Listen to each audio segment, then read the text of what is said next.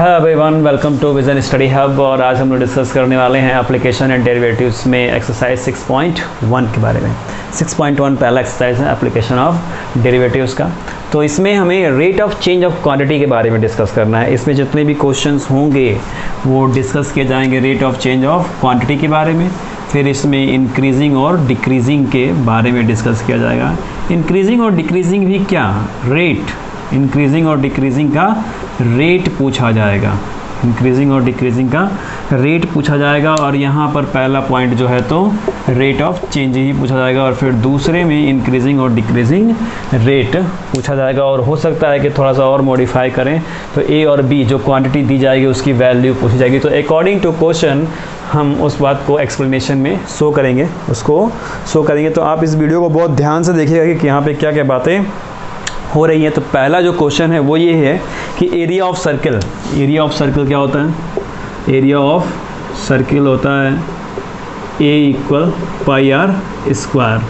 तो पॉइंट ये है कि ये ए जो है ये आर के अकॉर्डिंग जो है इंक्रीज होता है और डिक्रीज होता है। यानी आर जो है रेडियस वो इंक्रीज होगा तो एरिया इंक्रीज होगा, रेडियस डिक्रीज होगा तो एरिया भी डिक्रीज होगा। ये बात मैं इसके पहले लेक्चर में बहुत अच्छे से एक्सप्लेन कर चुका हूँ। तो क्वेश्चन ये दिया है और इस पर डिपेंड करते हुए क्वेश्चंस भी मैं एक्सप्लेन कर चुका हूँ। सेम इसी पैटर्न पे इसी तरह से जो क्वेश्चन है वो भी मैं वहाँ पे एक्सप्लेनेशन में दिखा चुका हूँ।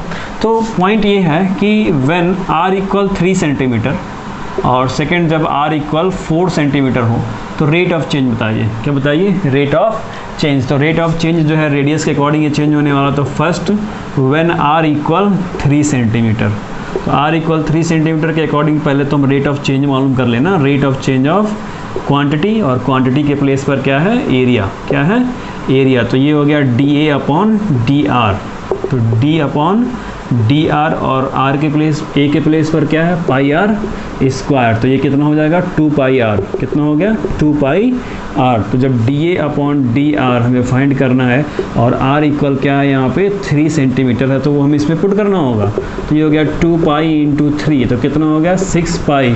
और अब ये एरिया है, क्या है ये?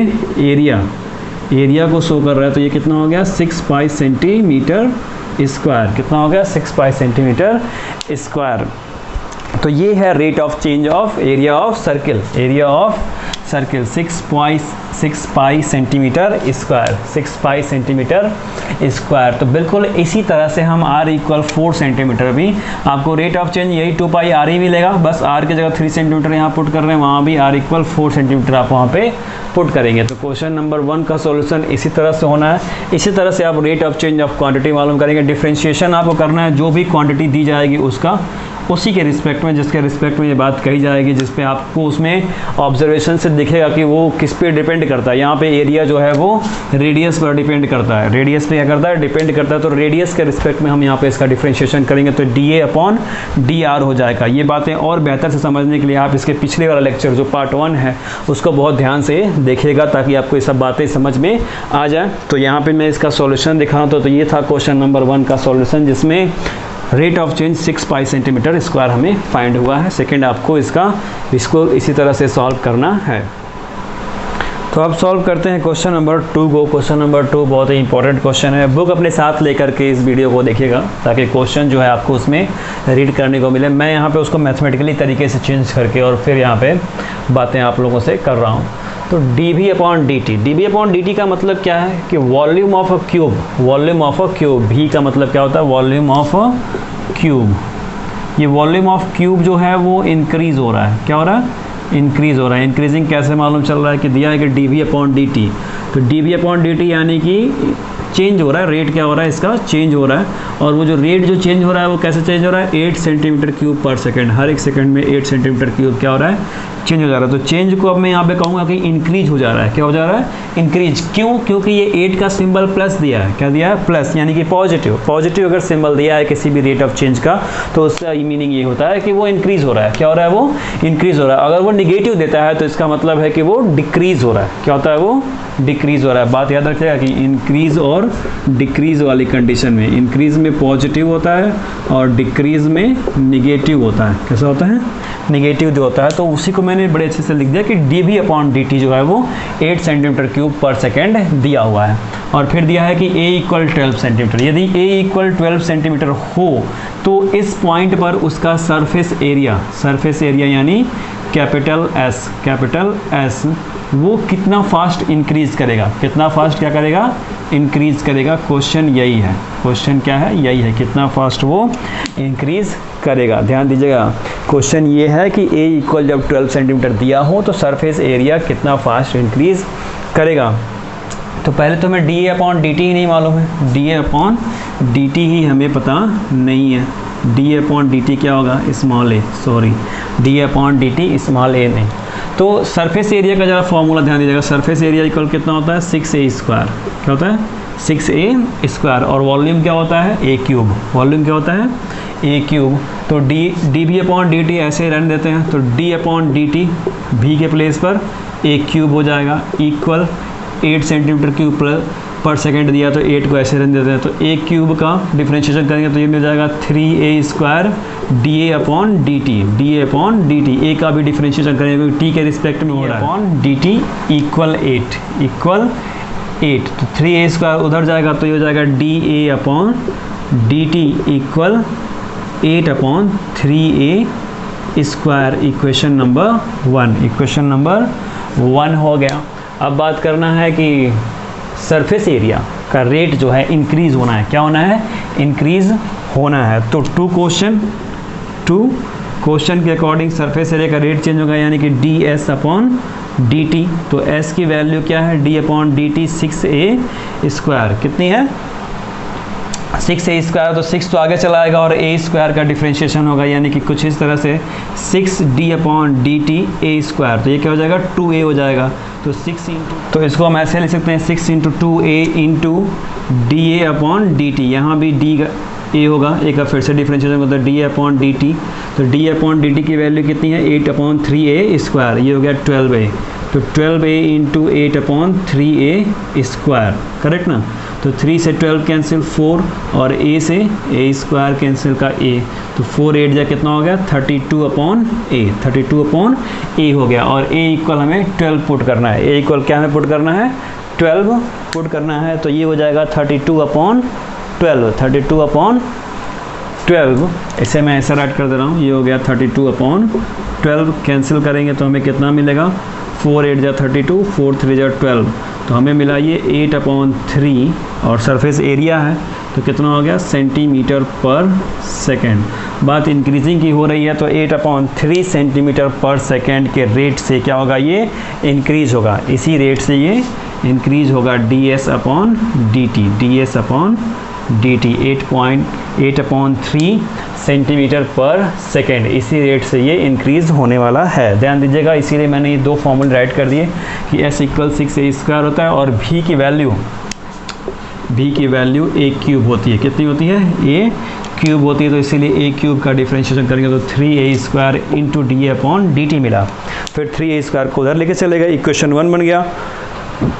फिर सरफेस एरिया का डिफरेंशिएशन किया हमने तो हमें मिला 6 × 2a × dA/dt। dA/dt की वैल्यू को पुट कर दिए, 6 × 2a 12a हो गया। और फिर कैंसिल हो गया, हमें मिला 32/a।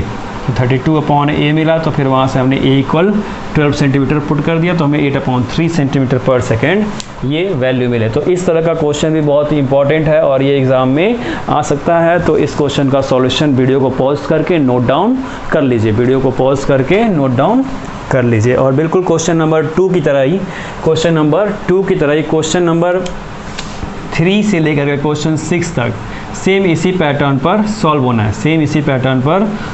है। तो वो आपको एज अ होमवर्क सॉल्व करना है। आप लोग इतने समझदार हैं कि उसको सॉल्व कर सकते हैं। तो 3 से लेकर के 6 तक बिल्कुल इसी पैटर्न पर सॉल्व होगा। और अगर आपको उसके बाद भी नहीं आता है, इन वीडियोस का सॉल्यूशन देखने के बाद भी, तो आप इसी वीडियो कमेंट बॉक्स में मैसेज कर सकते हैं। अब सॉल्व करते हैं क्वेश्चन नंबर 7 को। 3 से 6 के बारे में मैंने एक्सप्लेनेशन दे दिया। क्वेश्चन 7 के बारे में बात करेंगे। क्वेश्चन 7 जो है उसमें एक रेक्टेंगल दिया हुआ है, एक रेक्टेंगल के बारे में सारी स्टोरी दी गई है और उस रेक्टेंगल के लेंथ को x लेट किया गया है और ब्रेथ को y लेट किया गया है, ऐसा डिस्क्रिप्शन उसमें क्वेश्चन में दिया हुआ है, क्वेश्चन में दिया हुआ है। और क्वेश्चन में ये बात भी दी गई है कि लेंथ में डिक्रीजिंग हो रहा है, क्या हो रहा है, लेंथ में डिक्रीजिंग हो रहा है, किस रेट से, -5 सेंटीमीटर पर मिनट, -5 सेंटीमीटर पर मिनट। तो मिनट दे दिया यानी टाइम के अकॉर्डिंग डिक्रीजिंग हो रहा है। डिक्रीजिंग का सिंबल मैंने लगाया कि निगेटिव है, अगर उसका रेट निगेटिव में है तो इसका मतलब कि क्या हो रहा है, वो डिक्रीज हो रहा है उतने रेट से, और अगर वो पॉजिटिव में है तो इसका मतलब कि वो इंक्रीज हो रहा है। ये बात मैंने अभी इसके पिछले वाले क्वेश्चन में भी बताया था। तो x यानी कि लेंथ जो है वो डिक्रीज हो रहा है, तो ये हो गया -5 सेंटीमीटर पर मिनट, -5 सेंटीमीटर पर मिनट। और दूसरा दिया हुआ है कि उसका ब्रेथ जो है वो 4 सेंटीमीटर पर मिनट के रेट से इंक्रीज हो रहा है, इसलिए क्या है, ये पॉजिटिव है, इसलिए ये पॉजिटिव है और ये यहाँ पे निगेटिव है, -5 सेंटीमीटर पर मिनट। तो ये हो गया dy/dt, dy/dt हो गया, और ये हो गया dx/dt। क्वेश्चन ये है कि पैरामीटर ऑफ रेक्टेंगल और area of rectangle first and second, इन दोनों में किस तरह से चेंजेस आएंगे, क्या वो इंक्रीजिंग होगा रेट उसका या डिक्रीजिंग होगा, ये बातें हमको बतानी है, पैरामीटर ऑफ रेक्टेंगल में भी और एरिया ऑफ रेक्टेंगल में भी। तो पहले की बात करते हैं, पहला नंबर है पैरामीटर, क्या दिया है, पैरामीटर। तो पैरामीटर ऑफ रेक्टेंगल का फॉर्मूला आप जानते हैं, बहुत अच्छे से जानते हैं, parameter of rectangle P equal 2x plus y, 2x plus y. तो इसके रेट चेंजिंग के बारे में हम लोग को यहाँ पे डिस्कशन करना है, फाइंड करना है कितना रेट ऑफ चेंजिंग होगा, इंक्रीजिंग होगा या डिक्रीजिंग होगा। तो इसका डिफरेंशिएशन हमें करना पड़ेगा t के रिस्पेक्ट में, किसके रिस्पेक्ट में, t के रिस्पेक्ट में। जब इंक्रीजिंग और डिक्रीजिंग की बात आती है तो टाइम के अकॉर्डिंग उसका डिफरेंशिएशन किया जाता है। तो ये हो जाएगा dp/dt, और ये हो गया 2 dx/dt हो गया plus dy/dt, d/dt into x। तो ये हो गया 2 और dx/dt की वैल्यू कितनी है, -5 है, प्लस dy/dt की वैल्यू 4 है। तो -5 + 4 -1 मिला, -1 का मल्टीप्लाई हमने 2 में किया तो हमें कितना मिला, -2 सेंटीमीटर पर मिनट। यानी उसका जो पैरामीटर होगा, उसका पैरामीटर 2 सेंटीमीटर पर मिनट के रेट से क्या होगा, डिक्रीज होगा, क्या होगा, डिक्रीज होगा। ध्यान दीजिएगा, डिक्रीजिंग कंडीशन में यहाँ पे शो कर रहा हूँ कि पैरामीटर इसका -2 सेंटीमीटर पर मिनट होगा या इसका पैरामीटर 2 सेंटीमीटर पर मिनट के अकॉर्डिंग डिक्रीज होगा, क्योंकि उसका सिंबल क्या है, निगेटिव है, उसका सिंबल क्या है, निगेटिव है। इसी तरह से अगर मैं बात करूँ इसी तरह से एरिया ऑफ रेक्टेंगल की बात करते हैं। एरिया ऑफ रेक्टेंगल यानी A = x × y, x × y होता है। तो इसका जब रेट ऑफ चेंज फाइंड करेंगे तो ये हो जाएगा dA/dt, और ये हो जाता है d/dt x × y। तो दो फंक्शन हो जाएंगे इसमें। तो इसका रेट ऑफ चेंज जो है हमको चेन रूल से फाइंड करना पड़ेगा। तो चेन रूल से फाइंड करेंगे तो ये हो जाएगा y × dx/dt plus x × dy/dt। तो y और x की वैल्यू यहाँ पे दी गई है कि x = 8 सेंटीमीटर और y = 6 सेंटीमीटर हो, तब जो है हमें ये बातें, रेट ऑफ चेंज जो है वो सब बातें हमें डिस्कस करनी है या फाइंड करना है। तो ये हो जाएगा dA/dt, y की वैल्यू 6 सेंटीमीटर, 6 × dx/dt -5 है, प्लस x की वैल्यू 8 है, 8 × dy/dt 4 है। तो 6 × 5 = 30 यानी कि -30, और 8 × 4 = 32 यानी कि 2 मिला। 2 सेंटीमीटर पर मिनट के रेट से ये एरिया जो है, एरिया ऑफ रेक्टेंगल, वो क्या होगा, इंक्रीज़ होगा, क्या होगा, इंक्रीज़ होगा, क्योंकि इसका सिंबल क्या है, पॉजिटिव है। तो ये इंक्रीजिंग शो करेगा, इंक्रीजिंग शो कर रहा है कि इसका एरिया इंक्रीज हो रहा है 2 सेंटीमीटर पर मिनट के रेट से। तो इस तरह से होगा क्वेश्चन नंबर 7 का सॉल्यूशन। स्क्वायर पर मिनट के अकॉर्डिंग इसका एरिया क्या होगा, इंक्रीज होगा, इसका एरिया क्या होगा, इंक्रीज होगा। क्वेश्चन 8 और 9, क्वेश्चन 8 और 9 जो हैं बिल्कुल सेम इसी पैटर्न पर सॉल्व होंगे। बिल्कुल सेम इसी पैटर्न पे क्वेश्चन 7 की तरह ही सॉल्व होंगे। इसमें एरिया के बारे में डिस्क्रिप्शंस दिया गया है, उसमें वॉल्यूम्स के बारे में डिस्क्रिप्शंस दिया हुआ है, तो बिल्कुल इसी पैटर्न पर वो सॉल्व होंगे। तो वो आपको सॉल्व करना है एज अ होमवर्क।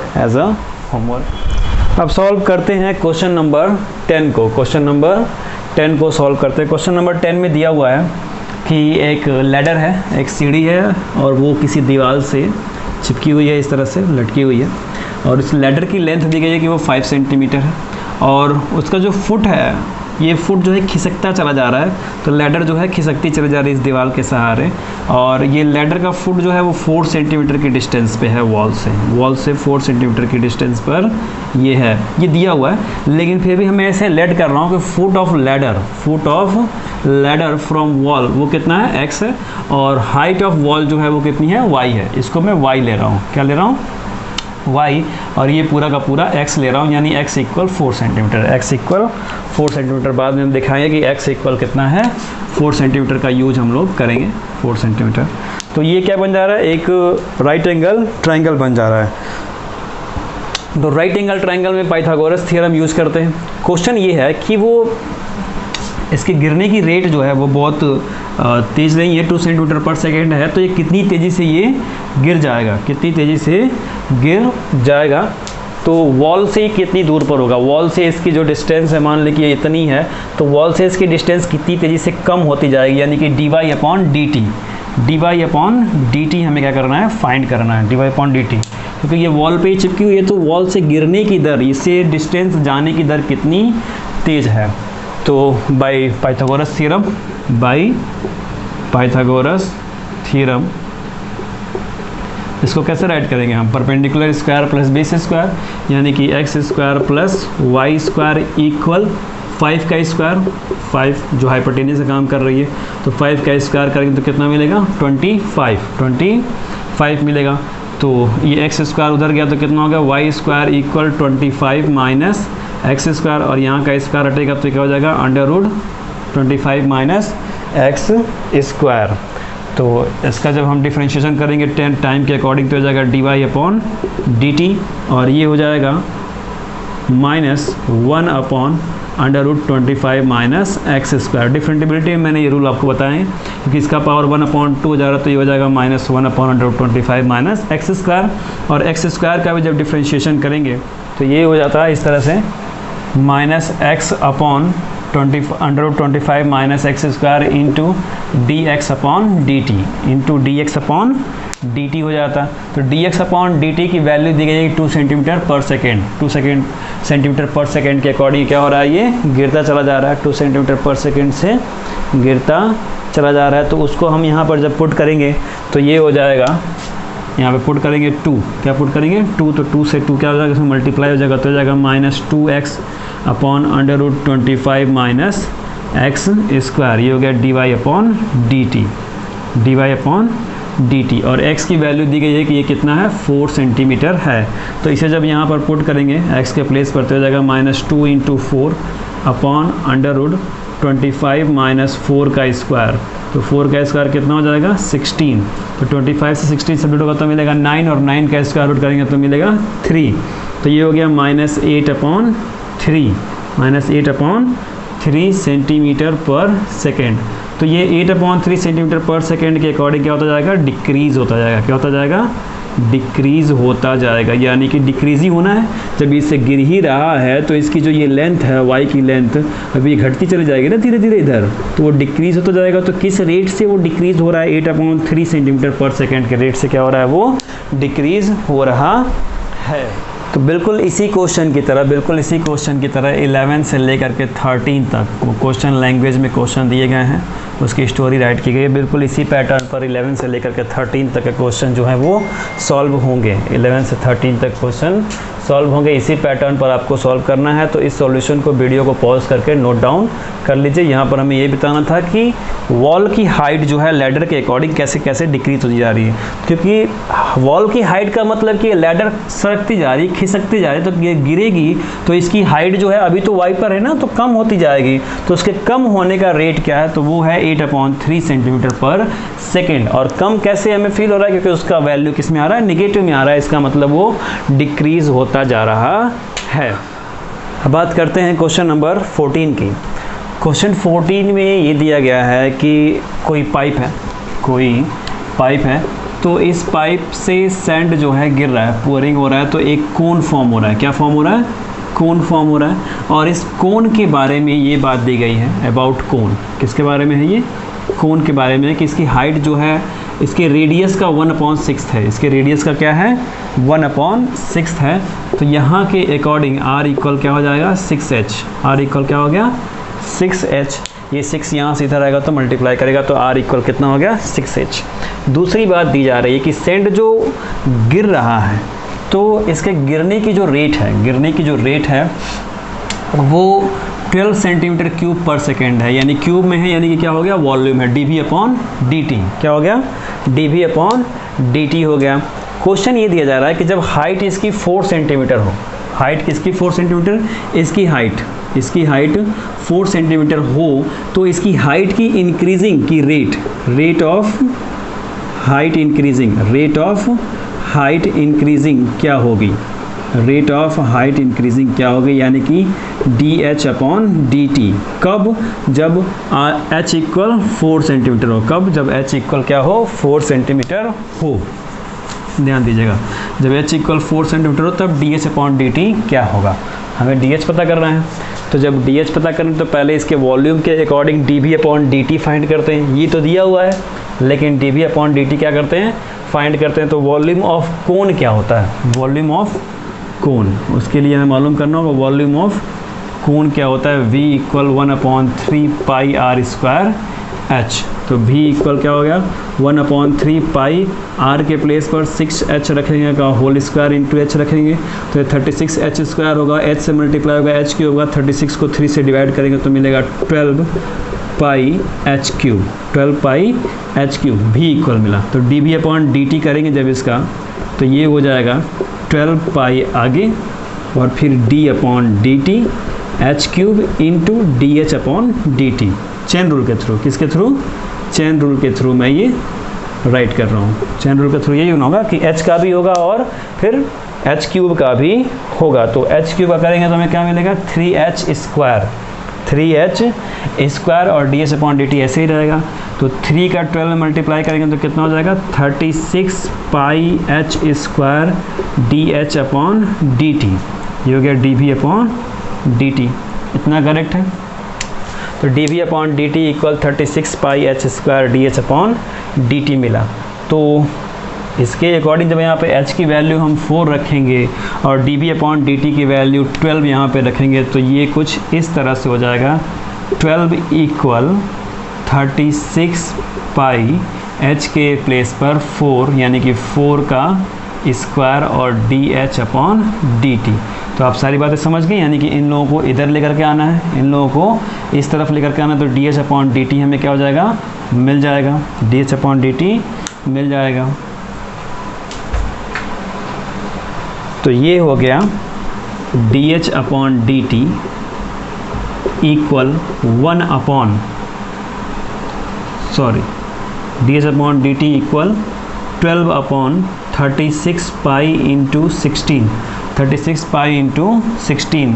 तो इसे कैंसिल करेंगे तो ये मिलेगा 12 3 जा 36, 12 3 जा 36 और 16 3 जा 48। तो ये हो गया 1/48 पाई सेंटीमीटर। और किस रेट से इंक्रीज हो रहा था? सेकेंड से ना, तो सेंटीमीटर पर सेकेंड। dH/dt की वैल्यू हो जाएगी 1/48 पाई सेंटीमीटर पर सेकेंड। कब? जब h इक्वल 4 सेंटीमीटर था। तब जब h इक्वल 4 सेंटीमीटर था तो इस कोन वाला जो सेंड था ये पुअर्ड हो रहा था और इंक्रीज़ हो रहा था। क्या हो रहा था? इंक्रीज़ हो रहा था। तो इसकी इंक्रीजिंग की रेट क्या होगी?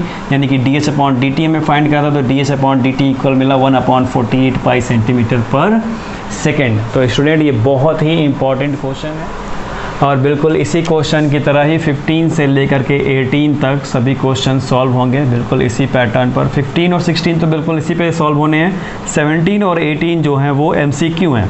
MCQ आप इसी तरह से रेट ऑफ चेंज फार्मूले के अकॉर्डिंग सॉल्व कर लेंगे। 17 और 18 जो है MCQ है, 15 16 बिल्कुल इसी पैटर्न पर सॉल्व होंगे। तो इस वीडियो को पॉज करके ये सॉल्यूशन नोट डाउन कर लीजिए कैसे सर ने ये सॉल्व किया।